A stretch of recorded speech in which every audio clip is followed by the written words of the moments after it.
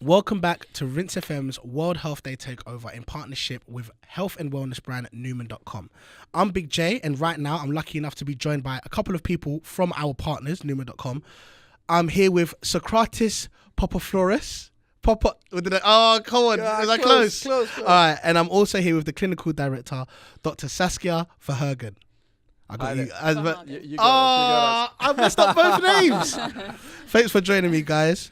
So, first up, Socrates, can you explain, a bit about the brand? So, Numan is a brand that helps men take better care of themselves. We do that in a number of ways. We provide information and we provide content that gives you kind of knowledge that exists in a bunch of other places, but summarizes it, condenses it, and makes it accessible and helps men understand themselves and their bodies a lot better than they do in a lot of cases.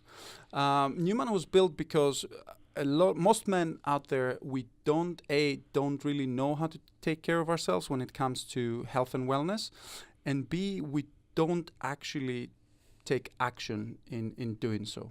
So Numan is a place where you can learn about yourself, you can learn about your body, you can learn about things around your sex life, you can learn about your erections, you can learn about your hair, and you can also find advice, knowledge, and solutions that can help you sometimes with issues that get in the way of that. So very simply, on one hand, we help you with things like erectile dysfunction. We give you solutions that have been approved by the Medicines and Health Regulatory Authority, MHRA, which is kind of a mouthful to say, but it's an important thing to stress that all the products that we offer are licensed for use and they're approved and they are provided to you in the right way and through the appropriate channels. And we do that for erectile dysfunction and for hair loss right now. But more importantly, what we're building is really a destination that puts your well-being and your wellness at the center and helps you achieve your goals around that. Okay. And Saskia, clinical director, can you tell us a bit about that role as well? About my role. So I work still part-time in the NHS, so I still work as a doctor in my clinical work, but I was taken on under the wing of Numan, where I essentially help to design the way that educational information is delivered. I check over all of the content that we put on the page just for accuracy and to make sure that you're getting the right information delivered in a way that is easy to understand. And yeah, I help to kind of design the pathways and make sure that everything is kind of being delivered in a safe and appropriate kind of way. Amazing. So just to give you an example of that, one of the first things that we did at Numan, working with Saskia, is writing the book of erections. Yeah. We talk a lot about erections in the office, and we talk a lot about erections and bodies and, can we say penis in? Yeah, you can. Yeah. And we talk a lot about those things because, and when we started working on this, we all had a little bit of the embarrassment and then the shame that we all had, and then after a bit of time of kind of delving deeper into the subject, after kind of saying it again, after writing it, after talking to people about it, you just realize that. Yeah, erections, they exist. Honestly, I must have written the word penis and erections like hundreds of times.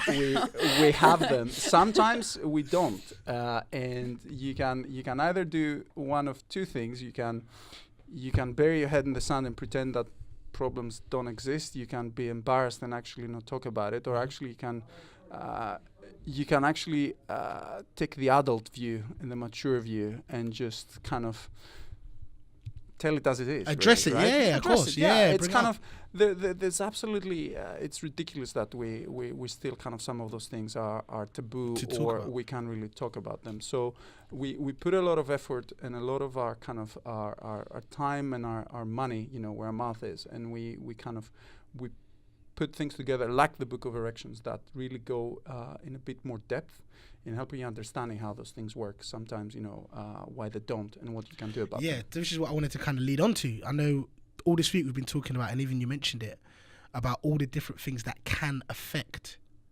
erections or hair loss and all these sort of things that, you know, Numan are focusing on. Could you explain some of those things, like maybe in your experience, maybe something that you've witnessed in your personal life, or maybe with some friends or some family?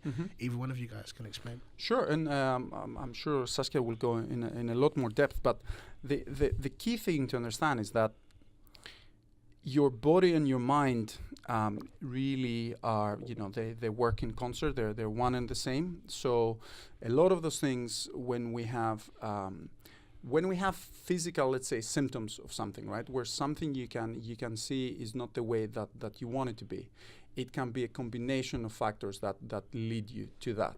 So it could be the fact that you've got a serious cardiovascular problem, let's say, that is interfering with your erections, but more often than not, especially if you're younger, it's a combination of stress. It's a combination of stress and anxiety. It can be tiredness. It can be lack of sleep. It can be something that you're doing that is interfering, that maybe has to do with recreational drugs and use or abuse of them, alcohol. So the key thing is that we've all been there. We've all had the times where, let's say you didn't have the outcome and the result that you wanted, right? And another really big thing that we're trying to stress is that we put together sex and erections and we make them one and the same. And especially for men, there is this massive pressure to perform in a certain way. And there's all these things that you grow up and you're taught, you know, through your family, through society, through culture that says, you know, you're a man. When it comes to, you know, being in the bedroom and it comes time to perform, you need to bring it. And if you don't, you are less of a man. Right. You are a loser. There is something wrong with you. And that just creates that spiral of kind of problems and further problems, and kind of it reinforces itself, right? And we try to really stress that the first thing to do is to just take that pressure off, relax, understand that even, you know, the expectations from your partner are not exactly what you may think that they be. There are a lot more things to focus on that have to do with the person that you are, the situation that you're in. And the moment you start taking that pressure off and you start relaxing, that's when your body starts doing the thing that it knows how to do anyway, as long as you get out of the way, right?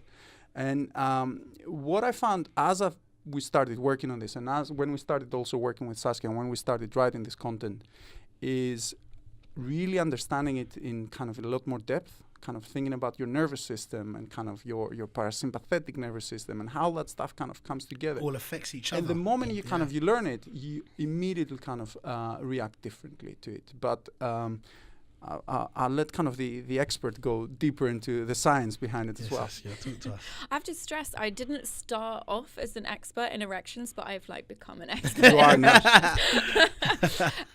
Yeah, I think the way that I think about erectile function is it's kind of a combination, as Socrates says, of the biological causes or physiological causes. So the different ways that the different biological systems in your body can kind of go wrong, and in terms of how that can cause erectile dysfunction. So some examples of that. So I just want to stress, these causes are a bit less common in younger people. So I'd say they affect people probably over about 50 more usually. That's not to say that they won't affect younger people, but just more commonly.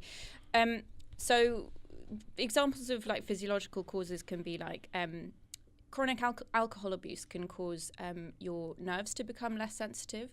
So nerves that deliver impulses to your penis can become less sensitive, and so you can get chronic erectile dysfunction. You can have blocked blood vessels that can be caused by obesity and smoking, diabetes, and high cholesterol levels that can also impact on your erectile function.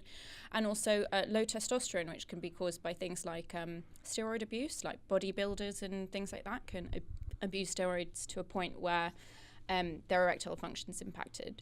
But I'd say more talked about factor especially in younger people is the psychological causes. So as Socrates kind of mentioned, there's performance anxieties, there's issues that can arise within a relationship. So some people can find like dysfunctions in their sex life can come after like big life changes. So say if you're let go from your job, or say you've got a new child in the picture, or there's can be like a myriad of different reasons that can make someone feel a bit more insecure about their body or themselves, that can kind of impact on their sexual functioning. And leading on from that, like depression can lead to problems in sexual arousal, as can antidepressants as a side effect.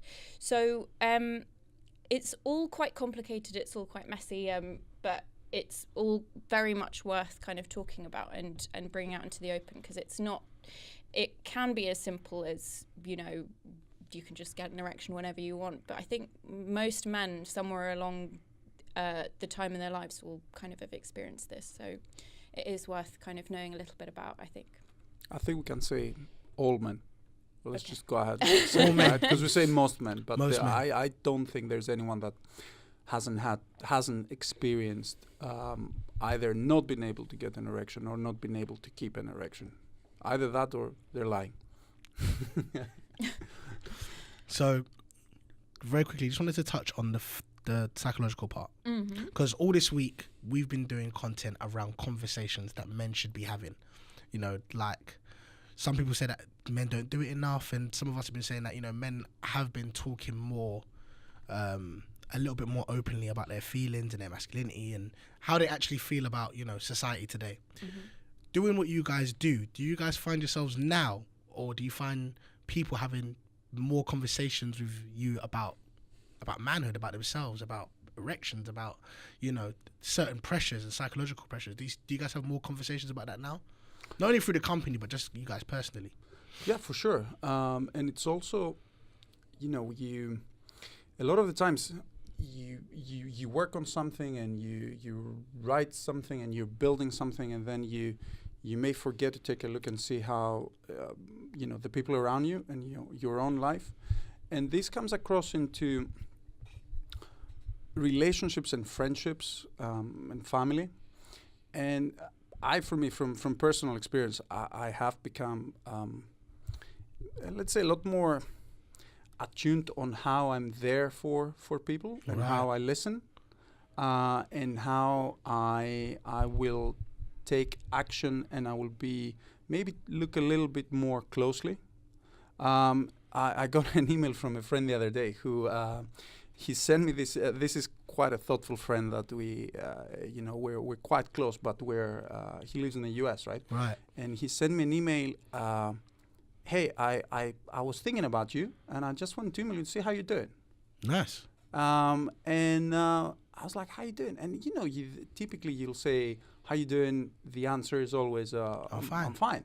And I actually stopped and thought about it for a second, and I gave him a response that was a little bit more thoughtful on how I'm doing, and kind of almost a mini analysis and review of what's going on in my life right now, right? And then he wrote back, and just that little kind of email exchange was quite meaningful for both of us, right?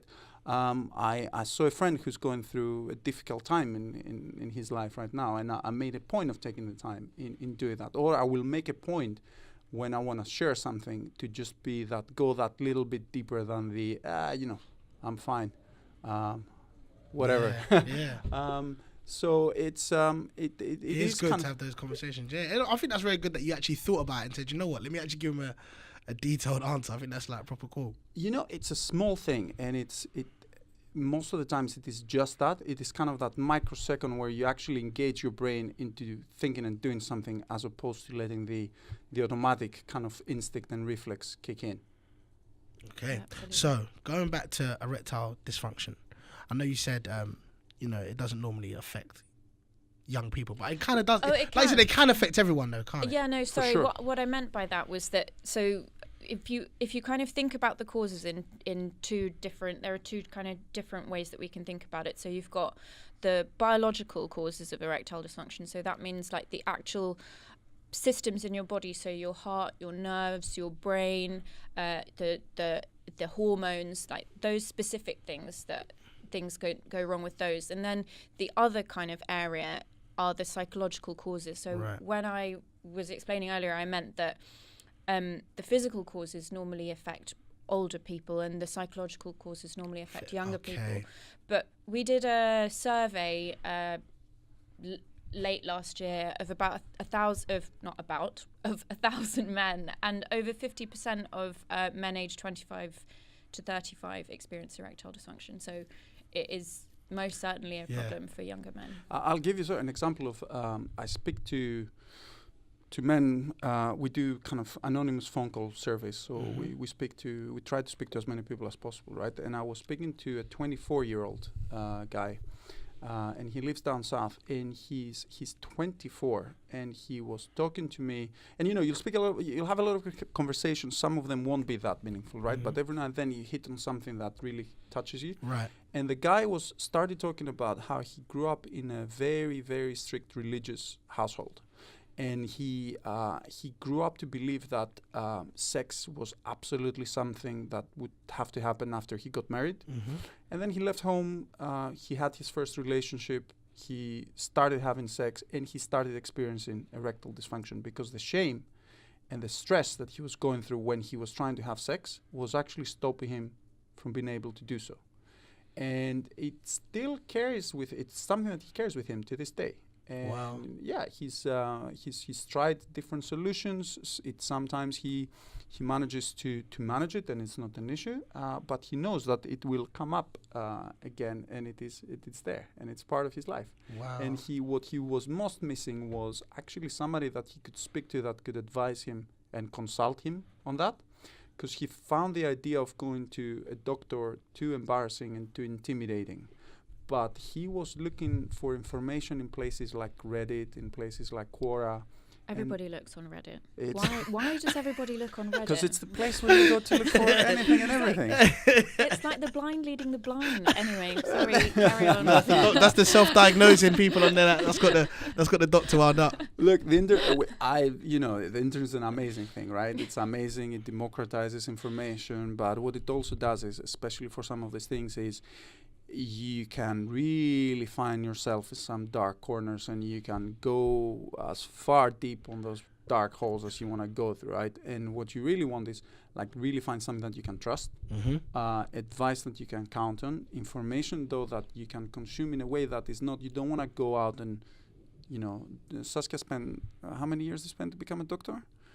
Too many. You don't want to go be reading textbooks to know, right. But you just need to find that information you can trust in a way that is accessible to you, right?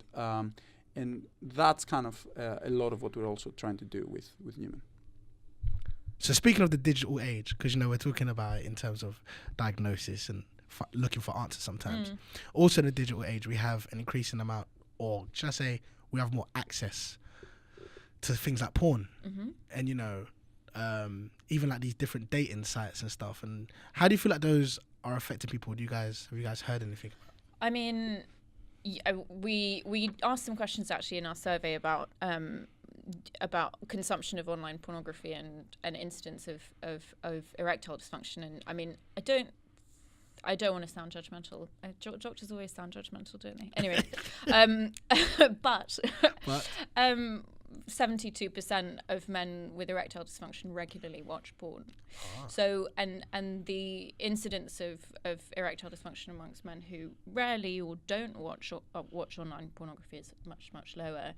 And we've spoken to sex therapists about this, and they have different theories. There's no absolute theory about this, but a couple of the theories. I mean, one is that the pathways which you develop about becoming sexually aroused, they think that if men kind of develop arousal pathways that are just directly linked to increasingly kind of hardcore material, or they associate sex with kind of no other human being in the room, right, it sort of impacts their ability to actually be intimate with another human being when they are in the room. Okay. So, and I mean, the good news there is that the brain has this incredible capacity to kind of rewire itself. So they found that actually abstinence or trying to cut down on porn is actually a really amazing strategy to treat erectile dysfunction that's associated with like high porn use. So while you was doing this research, and was there any other findings like that you had? Well, I think the other finding which for me, like speculatively, I think is probably associated with pornography use, and also with like kind of social media and online kind of life. It's well documented that anxiety is like highly associated with high social media use, and a lot of men with erectile dysfunction also said that they've either been diagnosed with or self-diagnosed themselves with anxiety, and that's about 80% of them said that they were also anxious. So I think, you know, that's not enormously surprising, but it's obviously pretty significant.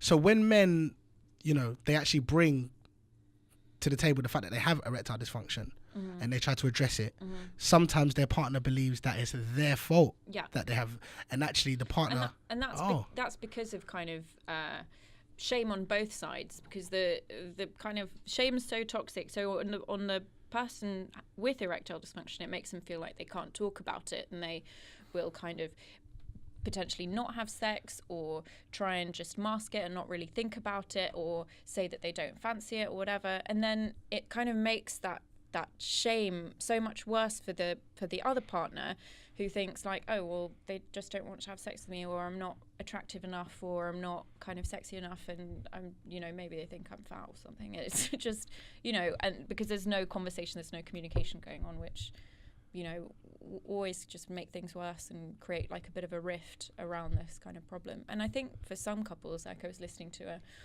podcast with the sex therapist the other day, like it can create a rift that goes on for years. So it's well worth having a conversation about, I think, despite the kind of discomfort at the beginning. No, we haven't learned how to do that at all, right? And there's a big misconception that somehow, you know, men, we don't talk, but then on the other hand, women do talk. And I don't like that kind of, I find that a very sort of artificial separation, because what it really hides is the fact that none of us really knows how to talk about things that affect us deeply, to recognize emotions, to recognize issues, to discuss them with a person that is quite close to us, to a person that in a lot of cases we really hide vulnerability from the people closest to us, right? Whereas the people that we should be most open to. So that simple idea that women talk and men don't, I think just is a disservice to both. Yeah, definitely. And an important kind of, when we started Numan, and we started doing some, we started kind of try to get people to the site, and we started doing some stuff on different channels. For some things, like for some searches, like let's say erectile dysfunction, 40% of the people coming to the site were women. So is it? Sorry, when you tell me stuff like that, I just get super shocked. I'm like, huh? Women are absolutely, again, this is anecdotal. This is stats, right? But anecdotally, when we made the book, the first chapter, and we had some of the women in the office reading it, they were like, "My God, this is stuff that I was dying to learn, and I just didn't know." But we know that women are searching a lot about this, because erections on their own, they're fine, right? Nobody, like, rarely problems arise there. But when things get in the way of erections, it affects two people. It doesn't affect just one. Right. And just as guys are not educated about this, and because there's no conversation happening around the subject, you'll see some other stats, like about a third of guys would rather break up with a partner rather than discuss erectile dysfunction with them, which again is crazy. You have like this massive gap, which is, imagine how unnecessary and what a shame it is for somebody to lose a relationship that could have been otherwise amazing, because they just didn't manage to discuss or get through something that is absolutely addressable, and something that in the vast majority of cases is something that will come and it will pass. It will not be part of your life. It doesn't have to be. Besides just the information, tell us a bit more about the products as well that kind of go around with Numan.com. So at the moment, you can access pharmaceutical products that directly alleviate the symptoms of erectile dysfunction. So you can get sildenafil and tadalafil, and those are their tongue-twisting, difficult names. But I can't say them. I'll tell you that. Yeah. Sildenafil is the generic version of Viagra, and tadalafil is the generic version of Cialis. And what this means is the same way that you can go buy ibuprofen for 50p. Versus Nurofen that you can buy for £3. It's exactly the same thing. So the ingredient that works in them is exactly the same. Right. They are products that are produced by companies in the UK, big pharmaceutical companies, products that are licensed for sale, and products that are dispensed from our partner pharmacies. So these are like real pharmacies with real pharmacists and real prescribers that will issue a prescription that will then be shared with our partners and will be sent directly to your home through, our discreet packaging.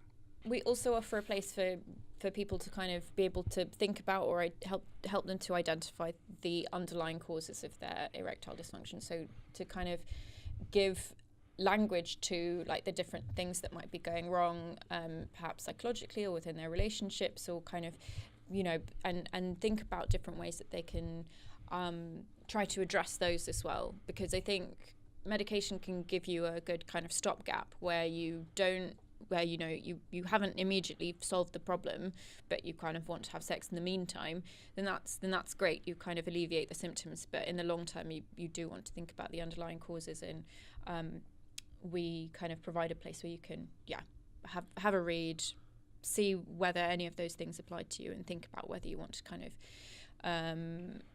change your lifestyle or see a doctor, see a psychologist, or whatever you think is the most appropriate thing for you. And that's kind of an important thing to add there, right? These products, Viagra and sildenafil, has been around commercially for about 20 years. Yeah.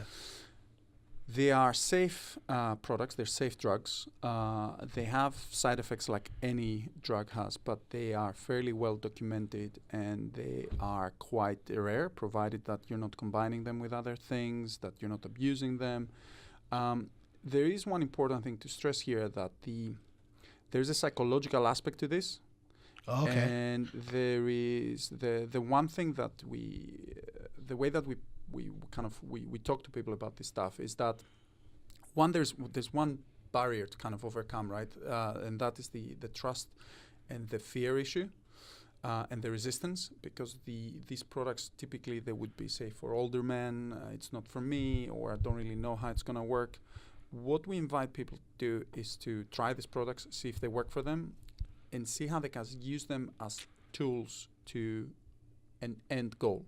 Okay. So things that can give you back control, things that can remove stress, things that can remove anxiety, things that can help you get your sex life and enjoy it and have fun and kind of live your life the way that you want to live it. Anecdotally speaking, like, we know people that sometimes do use Viagra and stuff like that just to kind of, like, Just in case. Yeah, this is just in case, or even as like some sort of enhancer. The spike in recreational use of Viagra is kind of linked to, other recreational drugs as well that kind of impair your ability to have an erection. So things like MDMA or cocaine, things like that, which are known to give you erectile dysfunction, and people take in combination with that Viagra. The thing about MDMA and cocaine, and amongst other recreational drugs, is they also lower your inhibitions. So and it's been pretty well documented that sex on those kind of drugs increases your chance of getting sexually transmitted diseases, because you're more likely to have unprotected sex, you're more likely to have multiple partners in one night, you're just more likely to kind of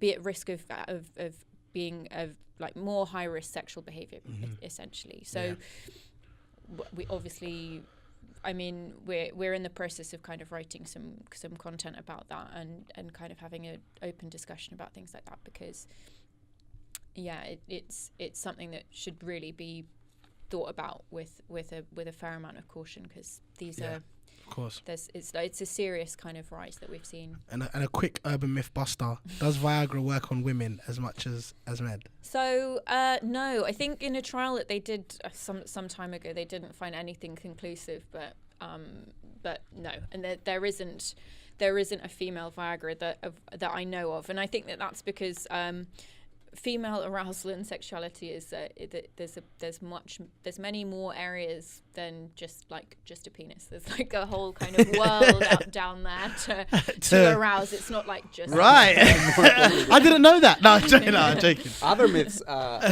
We get people asking, will I have an erection for 4 hours if I take a Viagra? No. Oh yeah, that's a myth. That's a myth. Like if you don't want to get an erection, you're not gonna get one. If you're not aroused, because sometimes you may be aroused without wanting to. Just to make that clear, you're not gonna get an erection for 4 hours. So don't worry about that. Okay, man. Thank you guys so much. Thank you. You know what I mean, for all the information. You know what I mean? And thanks for Anytime. partnering with us as well on all of this as well, at Numan.com.